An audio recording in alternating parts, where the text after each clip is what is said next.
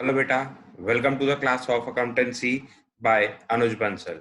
बेटा, हम लोगों का टॉपिक चल रहा है बेसिक अकाउंटिंग टर्म्स और अब तक हम लोग इसकी 2 क्लासेस कर चुके हैं और आज हम लोग कर रहे हैं क्लास नंबर 3। देखिए बेटा, मैंने आपको पहले ही बताया था ये वो टर्म्स हैं जो अकाउंटेंसी में बार बार यूज होंगी, हमेशा यूज होंगी। कभी इन शब्दों का मतलब अकाउंटेंसी में नहीं बदलेगा। आज अपनी क्लास को शुरू करते हैं, कुछ नई टर्म्स आज सीखते हैं। देखिए बेटा, आज की पहली टर्म है गुड्स। चलिए चर्चा करते हैं इस गुड्स के ऊपर कि ये क्या होते हैं। देखो, अगर हम बात करें एक आम आदमी की भाषा में, तो बेटा किसी भी सामान को, किसी भी वस्तु को वो कहता है दीज आर गुड्स। लेकिन साहब, आप लोग नहीं कहेंगे। आप कौन है? आप हैं अकाउंटेंट साहब, आप हैं चार्टर्ड अकाउंटेंट साहब, और आप लोग नहीं कहेंगे कि गुड्स कोई भी सामान हो सकते हैं। क्योंकि बेटा देखिए, there is a difference between goods and other assets in the business. देखिए, गुड्स का मतलब क्या है? Goods refers to the product और service in which the business unit is dealing. साहब, यहां पर गुड्स का मतलब होता है वो चीज, वो वस्तु जिस चीज में आप डील करते हैं। जैसे कि मान लीजिए आपकी लैपटॉप का शोरूम है बेटे, तो laptop and other related accessories तो आपके लिए सर गुड्स होंगे। लेकिन आपके शॉप पे जो आपके बैठने के लिए, आपके कस्टमर्स के बैठने के लिए फर्नीचर है, that is not your goods. जो डिस्प्ले करने के लिए फर्नीचर है बेटा, जो आपने काउंटर्स बनाए हैं या जो आपने मतलब डिस्प्ले करने के लिए अपने शोकेस बनाए हैं, they are not the goods. Goods क्या होंगे? लैपटॉप्स, चार्जर्स, बैग्स या अदर एक्सेसरीज। या आपने प्रिंटर्स रखे हुए हैं तो प्रिंटर्स हो सकते हैं, या कुछ भी कंप्यूटर से रिलेटेड जो भी आपके पास सामान होगा वो आपके लिए गुड्स होगा। उसके अलावा कुछ नहीं होगा। ठीक? in terms of which it is buying and selling or producing and selling। मतलब या तो आप खरीद के बेच देते हैं जैसे कि लैपटॉप्स, या फिर आप उन्हें प्रोड्यूस करते हैं फिर बेच देते हैं। प्रोड्यूस करने का देखिए, अगर हम लैपटॉप के केस में बात करें, मतलब कंप्यूटर्स के केस में बात करें, लैपटॉप्स के केस में बात कर रहे हैं, तो आजकल ना बेटा एक बहुत अच्छा कॉन्सेप्ट चल रहा है जो पहले सिर्फ कंप्यूटर्स के लिए चलता था। असेंबल्ड लैपटॉप्स भी अब आने लगे हैं। तो आपने जब उसको असेंबल करा तो आपने प्रोड्यूस करा, आपने अलग अलग अलग अलग आइटम्स खरीदे, डिस्प्ले खरीदी, मदरबोर्ड खरीदा, देन आपने कीबोर्ड खरीदा एंड ऑल, जो भी आइटम्स लैपटॉप में लगते हैं वो सब आपने खरीदे और आपने उनको एक जगह असेंबल कर दिया, तो आपने प्रोड्यूस करा लैपटॉप। ठीक, और उसके बाद आपने बेच दिया। तो ये सब है आपके लिए गुड्स। अदर आइटम्स गुड्स नहीं है। ठीक? अब they are the physical items of trade. Here it should be noted that items which are purchased for use in business are not called the goods। ठीक है? देखिए, फिजिकल आइटम्स मतलब जिनसे आप देख सकते हैं, जिनको आप छू सकते हैं, जिनको आप टच कर सकते हैं। ठीक है? अब यहां पर ये कह रहा है कि जो बात हम पहले कर चुके हैं, ये क्या कह रहा है कि ये नोट करने वाली बात है कि साहब जो बिजनेस में अदर चीजें आपने खरीदी हैं यूज करने के लिए, वो गुड्स नहीं है। जैसे कि हमने कहा था अभी कि साहब आपकी दुकान पर फर्नीचर जो है, आपकी दुकान पर लाइटिंग्स जो हैं, आपकी दुकान पर से मिरर्स लगे हुए हैं, तो ये सब क्या है? ये गुड्स नहीं है। ठीक बेटे? चलिए, एग्जाम्पल के तौर पे अब यहाँ पर हमने स्टेशनरी डीलर की बात करी है। For a stationery dealer, purchase of stationery will be goods for him, but for others stationery is just an item of expense. देखिए समझिएगा, अब मानो आपकी स्टेशनरी की दुकान है बेटा, तो आपके लिए तो स्टेशनरी गुड्स है। Pen, pencil, notebook, register, marker, highlighter, whitener, eraser, ये सब आपके लिए गुड्स हैं। लेकिन मैं कौन हूं? मैं एक टीचर हूं। मैं मार्कर खरीद के लाया, मैं इरेजर खरीद के लाया। मेरे लिए क्या है? स्टेशनरी है मेरे लिए भी, लेकिन ये मेरे लिए गुड्स नहीं है। ये क्या है मेरे लिए? ये मेरे लिए एक एक्सपेंस है, खर्चा है, जरूरत पड़ती है अपना काम करने के लिए, तो खर्चा है मेरे लिए। ठीक, ऐसे ही जब आपकी लैपटॉप का शोरूम था और मैं लैपटॉप खरीद के लाया वहां से, तो वो मेरे लिए एक एसेट है, नॉट अ गुड। आपके लिए गुड है बट मेरे लिए वो एसेट है। बात समझ में आती है? तो क्या सर हमेशा ऐसा ही होगा कि जो चीज एक व्यक्ति के लिए गुड है वो दूसरे के लिए गुड कभी नहीं होगी? तो बेटा ऐसा भी नहीं होता, ऐसा भी नहीं होता बेटे। देखिए समझिएगा, मान लीजिए आपका जो शोरूम है बेटा वो है किसका मान लें हम, हाँ जी, आप अनस्टिच्ड क्लॉथ बेचते हैं, आप अनस्टिच्ड क्लॉथ बेचते हैं और आपके फ्रेंड की एक फैक्ट्री है जो उस क्लॉथ्स को शर्ट में कन्वर्ट करती है, मतलब उसकी मैन्युफैक्चरिंग यूनिट है, वो शर्ट्स बनाते हैं और वो रेडीमेड शर्ट बेचते हैं। अभी क्या है, आपका फ्रेंड आपके पास आया और उसने आपसे गुड्स, आपके गुड्स खरीदे। उसने कहा साहब मुझे ये कपड़ा चाहिए, और वो आपसे कपड़ा लेके गया। जब वो आपसे कपड़ा लेके गया तो आपने गुड्स, अपने गुड्स बेचे, और जो उसने खरीदा वो उसके लिए भी गुड्स है, क्योंकि वो उससे आगे फर्दर शर्ट बनाएगा, प्रोड्यूस करेगा और उसके बाद बेचेगा। So a good for you may be a good for the purchaser, may not be a good for the purchaser. Next, stock.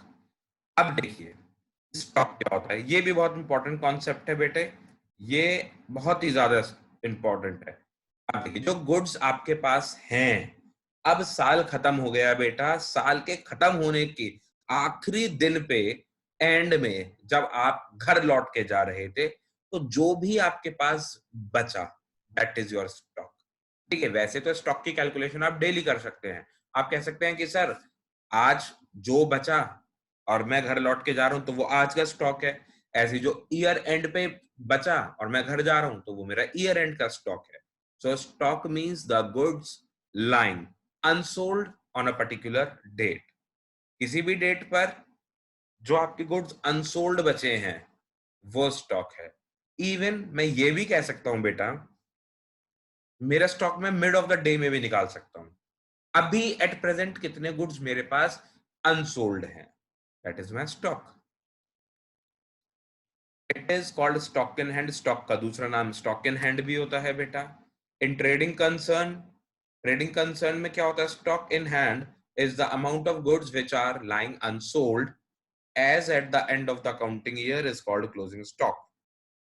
देखिए पूरे साल में आपने कभी भी निकाला वो स्टॉक इन हैंड कहलाएगा, लेकिन जब ईयर एंड पे आप उसको निकालेंगे कि आपके पास कितने गुड्स अनसोल्ड बचे हैं, तो बेटे वो ईयर एंड पे क्या कहलाएंगे, ईयर एंड पे वो कहलाएंगे आपके लिए अनसोल्ड, सॉरी, क्लोजिंग स्टॉक। क्या कहलाएगा वो, closing stock. Similarly, the amount of stock lying unsold at the beginning of the accounting year is termed as opening stock. अब जो साल के शुरुआत में आपके पास अनसोल्ड गुड्स बचे हैं, बिगिनिंग में जो है आपके पास, वो आपका ओपनिंग स्टॉक। अब बेटे यहां पर एक इंपॉर्टेंट बात याद रखिएगा कि closing stock of the year is always equal to the opening stock of the succeeding year. बात समझिए मैं क्या कह रहा हूं, closing stock of the year is always equals to the opening stock of the succeeding year. देखिएगा एक example से समझा देता हूं मैं आपको। मान लीजिए closing stock as at 31st March 2019 is 1 CR। 1 crore रुपए का बेटा क्लोजिंग स्टॉक है अपने पास। ठीक है, आज मान लेते हैं आज 31 मार्च 2019 है और आज 1 करोड़ रुपए का क्लोजिंग स्टॉक हमारा बचा है। तो बेटा it will be equal to the opening stock as on 1 April 2019। भाई एक चीज समझो, बेसिकली हो क्या रहा है यहाँ पे। ईयर जो चेंज होता है बेटा अकाउंट्स में, वो 31 मार्च को चेंज होता है। अभी आगे आपको बताएंगे ये बात, डिटेल में बात करेंगे इस बारे में भी। अब समझो कि 31 मार्च की रात को जब मैं दुकान पे ताला लगा के घर जा रहा था, तो 1 करोड़ के गुड्स रखे थे। अब बेटे जब सुबह 1 अप्रैल को अगले दिन सुबह होगा तो कितने होंगे, तो भी 1 करोड़ के गुड्स होंगे। अब यहां पर कंडीशन मत लगा देना कि सर कहीं चोरी ना हो जाए, देखो वो एक अलग चीज, एक अलग कॉन्सेप्ट हो जाएगा, ठीक है, तो वो लॉस में चला जाएगा, लॉस हो गया, ठीक। लेकिन नॉर्मली क्या होगा, जो 31 मार्च को गुड्स होंगे वही 1 अप्रैल को गुड्स होंगे। तो इसीलिए हम कहते हैं कि closing stock of the year is always equal to the opening stock of the succeeding year. ठीक है बेटे, बात समझ में आती है? जी सर, आ गई समझ में। अब आता है बेटा स्टॉक इन्वॉल्व्स। स्टॉक में क्या क्या चीजें हम इंक्लूड करेंगे। स्टॉक ऑफ रॉ मटेरियल, अगर मेरी प्रोड्यूसिंग यूनिट है, मतलब मैं क्या करता हूं, मैं गुड्स बनाता हूं, मेरी शर्ट बनाने की फैक्ट्री है, मैं कपड़ा खरीद के लाता हूं, तो वो मेरे लिए रॉ मटेरियल है, लाइंग अनप्रोसेस्ड। ऐसी कपड़ा खरीद के लाया था, अभी बचा हुआ है, क्यों बच नहीं सकता क्या, बिल्कुल बच सकता है साहब। वर्क इन प्रोग्रेस या सेमी फिनिश गुड्स। कुछ शर्ट्स बनने के लिए दे रखी हैं, टेलर साहब सिल रहे हैं, लेकिन अभी पूरी तैयारी नहीं हुई।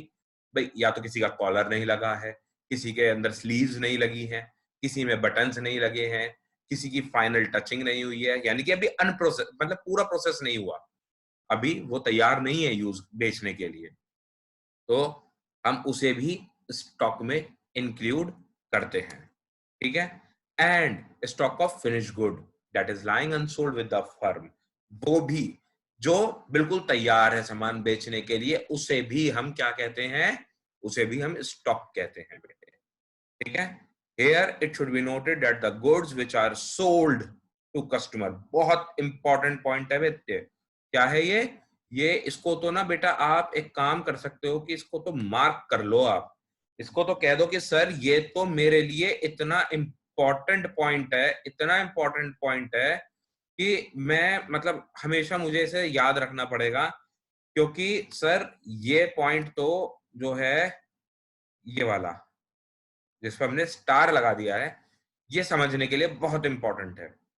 क्योंकि ये आज तो लगेगा थ्योरी में ही, सिर्फ आपके 11th 12th क्लास में तो लगेगा केवल थ्योरी में, लेकिन जब बेटा 12th के बाद आप बीकॉम, सीए या कोई भी बीबीए कोई भी कोर्स करने जाओगे वहां पर, या फिर जब आप चार्टेड अकाउंटेंट्स या अकाउंट्स के महापंडित बन के मार्केट में आओगे साहब अकाउंटिंग करने, तब आपको इस पॉइंट की बहुत ज्यादा आवश्यकता पड़ने वाली है, बहुत ध्यान से समझेंगे। Here it should be noted that those goods which are sold to customer, मैंने गुड्स कस्टमर को बेच दिए, but not yet delivered to them, and the goods which are purchased but not yet recorded in the books are not included in the list of stock। दो part में पढ़ लो बेटा इसे। मैंने कस्टमर्स को गुड बेच दिए अपने, लेकिन अभी डिलीवरी नहीं दी उसकी, ठीक है, तो उसको ये मत मानना कि वो आपके पास रखा हुआ है, उसको मानना कि साहब ये तो बिक गया, ये मेरा नहीं है। ठीक है, इसको क्या मानोगे कि ये मेरा नहीं है। जैसे कि अभी बेटा देखिए लॉकडाउन चल रहा है, अभी अगर आप बात करें तो अभी जो सीजन चल रहा था ना, ये मानो 7th मई से पहले पहले का सीजन जो था, ये शादियों का सीजन था बेटा। 7th मई के बाद थोड़ा कम हो गया है। तो अभी अप्रैल में बहुत सारी शादियां थी। अब क्या हुआ, एक फ्रेंड की शादी थी, तो उसने एक शॉप पे गया और अपने लिए एक शेरवानी खरीद ली और उसको ऑल्ट्रेशन के लिए दे दिया। अप्रैल के एंड में शादी थी। अब हुआ क्या बेटा, अचानक से लॉकडाउन लग गया, अचानक से लॉकडाउन हो गया, और शेरवानी जो थी बेटा वो उसी शॉप में बंद हो गई, नहीं मिली मुझे। अब क्या करें, वो क्या कहलाएगा, अब वो शॉपकीपर के लिए क्या कहलाएगा, क्या वो उसके गुड्स हैं? नहीं साहब, वो उसके गुड्स नहीं है, क्योंकि वो उसे बेच चुका है। बात समझ में आ गई? अब ऐसे ही बेटे समझो कि आपने कोई गुड्स खरीदे, गुड्स परचेज करे, आपके पास आ भी गए, ठीक है, लेकिन अभी उसकी अकाउंटिंग नहीं करी, अभी उसकी अकाउंटिंग नहीं करी, तो वो क्या है, वो भी आपके लिए स्टॉक में नहीं आएगा। क्यों? क्योंकि साहब वो क्या है, वो जो है वो आपके लिए अब गुड्स नहीं है। पता नहीं किस काम हाल है, क्योंकि अभी तक मेरी बुक्स ऑफ अकाउंट में उसको रिकॉर्ड नहीं हुआ है, तो वो मेरे लिए स्टॉक का पार्ट नहीं बनेगा।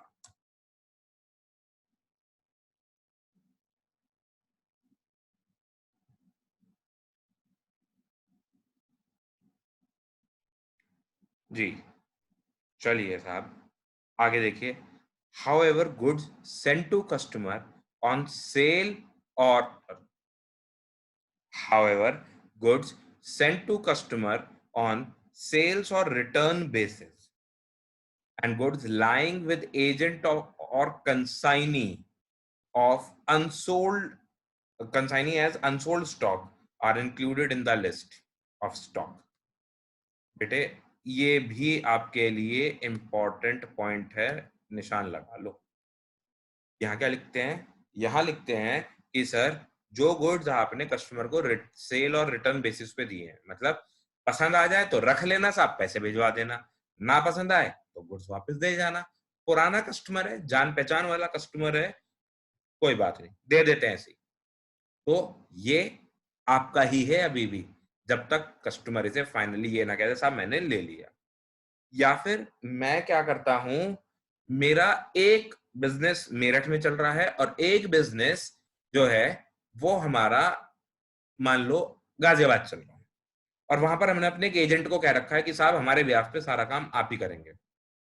अब वहां पर कुछ स्टॉक बचा हुआ पड़ा है, तो बेटा वो जो गुड्स कस्टमर के घर पड़े हैं, कस्टमर के घर क्या कर रहे हैं बेटा, वो सेल और रिटर्न बेसिस पे पड़े हैं वो, और या फिर वो गुड्स जो मैं अपने एजेंट को दे रखे हैं मैंने, वो, ये दोनों ही मेरे लिए क्या है बेटा, मेरे स्टॉक का पार्ट है। बात समझ में आ गई बेटा? चलिए आगे चलते हैं अब। ठीक, अब अगली है valuation of stock. Valuation of stock मतलब कि वैल्यू कैसे निकालोगे आप स्टॉक की। देखो, the stock is valued on the basis of cost और market price whichever is less. याद रखिएगा, कॉस्ट और market price whichever is less, दोनों में से, कॉस्ट और market price whichever is less, दोनों में से, मतलब दोनों में जो भी लेस होगा उस पर आप अपने गुड्स को रिकॉर्ड करेंगे। ठीक है बेटे, एग्जाम्पल से समझेंगे। एग्जाम्पल क्या लिखते हैं हम, अपने ने एग्जाम्पल लिखा बच्चे कि साहब मेरे पास गुड्स पड़े हैं eight the end of the stock accounting year, जिनकी मार्केट वैल्यू तो है 10,000 रुपए, ठीक है, नहीं जिनकी कॉस्ट है 10,000 रुपए, लेकिन मार्केट वैल्यू, मार्केट से जितनी वैल्यू आपको उन गुड्स की मिल सकती है वो है 12,000 रुपए। मतलब आज मैं अगर बाजार में बेचने जाऊं अपने गुड्स, तो साहब मुझे मिलेंगे कितने पैसे, 12,000 रुपए। ठीक है, तो ये अब बात आती है कि साहब आप कितने पे रिकॉर्ड करोगे, अपना कितना मानोगे कि मेरे गुड्स कितने के, तो आप कहोगे सर मेरे गुड्स हैं 10,000 रुपए के। क्योंकि देखो बेटे एक बात समझ लो कि अगर आपने उसको मार्केट प्राइस पर रिकॉर्ड किया तो वो गलत क्यों है, क्योंकि वो गलत होगा बेटा अकाउंटिंग के स्टैंडर्ड्स की वजह से। अकाउंटिंग स्टैंडर्ड्स होते हैं बेटा, वो भी हम आपको थोड़ा सा उसका भी बताएंगे। यहाँ पर दिक्कत यह आ जाती है, अगर आपने ज्यादा वैल्यू पे रिकॉर्ड कर लिया तो आप अपना प्रॉफिट बढ़ा लोगे। ठीक है, क्योंकि ना अभी हम पढ़ने वाले हैं कि ये जो वैल्यूएशन ऑफ स्टॉक है ये इसलिए की जाती है ताकि हम प्रॉफिट निकाल सकें। तो प्रॉफिट बढ़ाना नहीं होता है बिजनेस में, वो गलत होता है। ठीक, जब 2,000 रुपए कमा लोगे तब रिकॉर्ड कर लेना कि हाँ जी कमा लिए। अब आती है इन्वेंट्री। देखो क्या होता है, बहुत से लोग स्टॉक और इन्वेंट्री इनको इंटरचेंजेबली यूज करते हैं, कुछ हद तक होते भी हैं, लेकिन एक स्लाइट डिफरेंस होता है जिसकी वजह से इन्वेंट्री एक ब्रॉडर कॉन्सेप्ट बन जाता है और स्टॉक एक नैरोअर कंसेप्ट बन के रह जाता है। ठीक है, अब देखिए समझिएगा, the term inventory refers to the item of tangible personal property which are being held for sale in ordinary course of business which are being produced or sold or are to be consumed in near future in producing goods or services for sale. अरे बाप रे sir, ये क्या बला लिखी है यहाँ पे, तो समझ ही नहीं आ रही। बेटा एक काम करो, इसे ब्रेक करो, यहाँ इसको ऐसे समझो। इन्वेंट्री का मतलब क्या है? टेंजेबल प्रॉपर्टी होनी चाहिए, मतलब जिसको आप देख सकते हो, छू सकते हो, ठीक। Which are being held for sale in ordinary course of business, मतलब जिसे आप नॉर्मली अपने बिजनेस में बेचने के लिए रखते हो, या फिर अपने गुड्स या सर्विसेज को प्रोड्यूस करने के लिए यूज करते हो, वो इन्वेंट्री है, ठीक है। अब देखिए, the type of inventories are related to the nature of business. जैसा बिजनेस होगा आपका, उसी हिसाब से आपके पास इन्वेंट्री होगी। जैसे कि अगर हम बात करें बेटा कि किसी का बिजनेस है, फॉर एग्जांपल स्कल्पचर्स बनाने का, बेटा आजकल बड़े ट्रेंड में भी है कि आप लोग अपने घर को डेकोरेट करने के लिए पिलर्स लाते हैं और स्टेच्यूज लाते हैं। तो अब जो ये चीज बनाते हैं, उनके लिए जो इन्वेंट्री होगी वो क्या होगा बेटा? उनके लिए gypsum, plaster of Paris, paint and other things, ये क्या हैं जिन चीजों से वो उन स्कल्पचर्स को बनाते हैं, उन पिलर्स या फिर उन स्टेच्यूज को बनाते हैं, वो सब उनके लिए इन्वेंट्री का पार्ट होगा, ठीक। Inventory held at the beginning of financial period are called opening inventory, और एंड में जो होती है वो होती है आपकी क्लोजिंग इन्वेंट्री। वैसे ही बेटा ओपनिंग स्टॉक और क्लोजिंग स्टॉक की तरह, ठीक है, बात समझ में आती है। चलिए आगे चलते हैं। अब आगे समझते हैं बेटा टाइप्स ऑफ इन्वेंट्री। देखिए टोटल अपने पास 4 तरीके की टाइप्स आने वाली हैं इन्वेंट्री की। पहली टाइप है inventory of raw material. Raw material आपको पता है क्या होता है? Those things which are used to make your finished goods. Inventory of work in progress, ना तो रॉ मटेरियल है ना फिनिश गुड्स है, WIP है अभी, मतलब अभी काम उन पे पूरा नहीं हुआ है। रॉ मटेरियल कपड़ा, बेटा फैक्ट्री ऑफ शर्ट, तो कपड़ा जो खरीद के लाए रॉ मटेरियल, अभी शर्ट के कॉलर नहीं लगे हैं, वर्क इन प्रोग्रेस। फिर फिनिश गुड्स की इन्वेंट्री, वो क्या होगी? शर्ट बन के तैयार हो गई। एक आता है stock in inventory of stock in trade. अभी बेटे पीछे आपको पढ़ाया था स्टॉक इन ट्रेड क्या होता है ना? ट्रेडिंग फर्म्स के लिए जो होता है बेटा, एज इट इज खरीद के लाते हैं और आगे भेज देते हैं। स्टेशनरी की शॉप है बेटे, पेन पेंसिल इरेजर शार्पनर ये सब खरीद के लाए, अब आगे आपको बेच देंगे, तो ये है स्टॉक इन ट्रेड, ठीक। पहले 3 जो लिखे हैं, raw inventory of raw material, inventory of work in progress and inventory of finish goods, ये 3 तो बेटा मैन्युफैक्चरिंग कंसर्न के लिए है, और inventory of stock in trade आपका ट्रेडिंग फर्म के लिए है। चलिए आगे चलते हैं। अब आता है हमारा स्टॉक एंड इन्वेंट्री, दोनों का डिफरेंस बता देते हैं आपको। देखिए बेटा, inventory is a wide term which includes stock also, मैंने अभी आपको बताई थी ये बात, ठीक है। Stock consist primarily of unsold product purchased for resale in their existing form as discussed above। जैसा हम डिस्कस करके आए हैं, स्टॉक क्या होता है? जो ट्रेडिंग फर्म्स यूज कर रही है, ठीक है।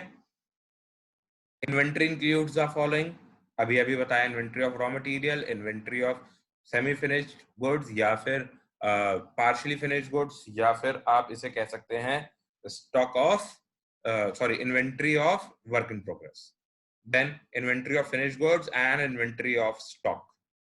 चारों चीजें अभी आपको पीछे बताई थी बेटा। चलिए अब आगे चलते हैं, वैल्यू ऑफ क्लोजिंग इन्वेंट्री, ठीक है। वही देखिए, अभी मैंने आपको बताया था कि ये जो क्लोजिंग इन्वेंट्री की वैल्यू क्यों निकालते हैं, ताकि हम profit earn during the financial year निकाल सकें, ठीक। फिर it comprise of stock of raw material, work in progress, finish goods, miscellaneous items and stock in trade. Closing inventory is valued and recorded either at cost price or market price, whichever is less। हम ये भी पढ़ चुके हैं stock के case में, ठीक है। The following precaution should be taken while calculating closing inventory. Goods sold but not delivered should not be included, ठीक है। फिर goods purchased and already received though not recorded again should not be included. बेटा ये भी पढ़ाया था अभी पीछे, आपको ये सिर्फ रिवीजन के लिए डाला है यहाँ पे क्योंकि थोड़ा सा टेक्निकल कॉन्सेप्ट है। मैंने बताया था कि शेरवानी खरीद ली हमने, सेलर ने बेच दी लेकिन डिलीवरी नहीं दे पाया, लॉकडाउन हो गया तो उसका स्टॉक नहीं है। गुड्स खरीद लिए थे, अकाउंटेंट साहब अकाउंटिंग नहीं कर पाए थे, लॉकडाउन लग गया, गुड्स का पार्ट नहीं है, स्टॉक का पार्ट नहीं है, इन्वेंट्री का पार्ट नहीं है। ठीक है। Goods deliver to customer on sale और अप्रूवल बेसिस हमारा ही है अभी भी, वो क्लोजिंग इन्वेंट्री का पार्ट बनेगा। और unsold goods lying with consignment agent, commission agent should be included. ये चारों बातें हम पढ़ के आए हैं बेटे। चलिए आते हैं हमारे डेटर्स एंड क्रेडिटर्स। डेटर्स और क्रेडिटर्स कौन होते हैं बेटा, समझिएगा। डेटर का मतलब होता है वो व्यक्ति बेटा जिससे मुझे पैसा लेना है, गुड्स दे दिए थे अभी पैसे नहीं मिले, गुड्स बेच दिए थे बट पैसे अभी नहीं मिले, वो है मेरा डेटर। और क्रेडिटर बेटा मेरा वो है जिससे मैंने गुड्स खरीद तो लिए, जिससे मैंने गुड्स खरीद तो लिए लेकिन अभी उसे पैसे पे नहीं करे हैं। ठीक है बेटा। तो डेटर कौन, जिससे को गुड्स दे दिए पैसे नहीं मिले। क्रेडिटर कौन, जिससे गुड्स ले लिए बट अभी पैसे दिए नहीं। डेटर जो होता है बेटा वो होता है, डेटर जो होता है वो कौन होता है बेटा, वो मेरे लिए मतलब मेरे एसेट साइड में, बैलेंस शीट के एसेट साइड में रिकॉर्ड किया जाता है। और क्रेडिटर जो होता है बेटा वो मेरी बैलेंस शीट की लाइबिलिटी साइड में आता है। बात समझ में आती है। चलिए कॉस्ट बहुत इंपॉर्टेंट टर्म है अगेन। ठीक है। कॉस्ट का मतलब क्या होता है, cost is the amount of resources given up in the exchange for some goods और सर्विसेज। देखिए बिजनेस के एंगल से बात कर रहे हैं, गुड्स और सर्विसेज को लेने के लिए जो भी आपने पे करा वो आपके लिए कॉस्ट का पार्ट बनेगा। ठीक है। The resources given up are money और मनी इज इक्विवेलेंट, या तो पैसा दिया होगा या पैसे के बराबर का कुछ और दिया होगा। ठीक है। According to the chartered institute of management London, it is the amount of expenditure incurred on or attributable to a specified article, product or activity। ये कह रहे हैं कोई भी खर्चा किसी भी स्पेसिफाइड आर्टिकल, प्रोडक्ट, एक्टिविटी के लिए जो है वो कॉस्ट है। ये किसने दिया definition, institute of chartered institute of management London. जैसे कि इंडिया के लिए है इंस्टीट्यूट ऑफ कॉस्ट अकाउंटेंट्स या फिर institute of cost and management accountants. ठीक। चलिए आगे चलते हैं बेटे। Voucher again an important term. देखिए इंपॉर्टेंट इसलिए है क्योंकि वैसे तो बहुत ज्यादा मतलब इसका प्रैक्टिकली कहीं यूज नहीं होगा अभी आपके कॉन्सेप्ट का, लेकिन अगेन मार्केट में जब आप आएंगे तब आपको इसका मतलब पता होना चाहिए। कोई भी डॉक्यूमेंट्री एविडेंस ट्रांजैक्शन के जो सपोर्ट में हो, जिससे पता चले कि हाँ ये काम हुआ था, डॉक्यूमेंट्री एविडेंस, उसे वाउचर कहोगे। जैसे कि आपने गुड्स खरीदे तो उसका बिल जो है वो वाउचर है, वो एविडेंस है ना कि आपने गुड्स खरीदे हैं। देखिए कैश मेमो, इनवॉइस और bill, receipt and debit notes etcetera.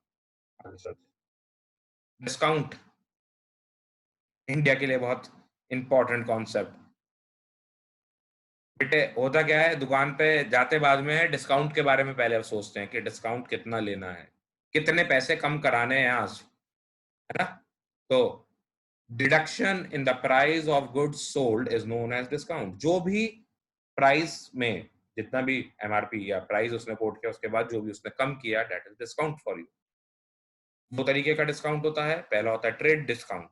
देखिए offering any deduction at agreed percentage of sales price at the time of selling good is termed as trade discount. It is generally offered by manufacturers to wholesalers and by wholesalers to retailers. It is always deducted from the sale price and no entry is made in the books of accounts. Sorry. हाँ जी, offering any deduction at agreed percentage of sale price। उसने कहा साहब देखो आप ना कौन हो, आप हो होलसेलर, आप सीधा मैन्युफैक्चरर के पास गए और आपने कहा कि साहब मेरे को गुड्स खरीदने हैं अब बताओ आप डिस्काउंट क्या दोगे? तो उसने कहा कि साहब देखो, सेल प्राइस जो है MRP, मैक्सिमम रिटेल प्राइस जो भी है, ठीक है, मान लीजिए 100 रुपए है एक प्रोडक्ट, मैं इस पे आपको 35% का डिस्काउंट देता हूं। That is called trade discount. कितने परसेंट का? 35% का जो डिस्काउंट दिया वो बना आपका ट्रेड डिस्काउंट, ठीक है। और इसकी कोई भी एंट्री ना तो रिटेलर अपनी किताबों में करेगा और ना ही आप अपनी किताबों में करेंगे, ठीक है। याद रखिएगा, ट्रेड डिस्काउंट की कोई भी एंट्री नहीं होती है। ये गलती आप बार बार करेंगे बेटा। आप ट्रेड डिस्काउंट की एंट्री पास कर देंगे, आप ट्रेड डिस्काउंट को किताबों में शो कर देंगे, लेकिन याद रखिएगा ट्रेड डिस्काउंट को किताबों में शो नहीं करना आपको, ठीक। दूसरा होता है बेटा अपना कैश डिस्काउंट। ये क्या होता है? इसके नाम से ही समझ में आता है, कैश डिस्काउंट।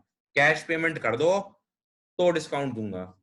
देखो, ट्रेड डिस्काउंट मिल गया, 100 रुपए की चीज पे 35% का ट्रेड डिस्काउंट दिया, साथ 65 की पड़ी। अब वो कह रहा है कि अगर आप ये 65 रुपीज मुझे कैश पे करते हो तो आपको इस 65 पर 1% का और डिस्काउंट दे दूंगा, चलो ठीक है।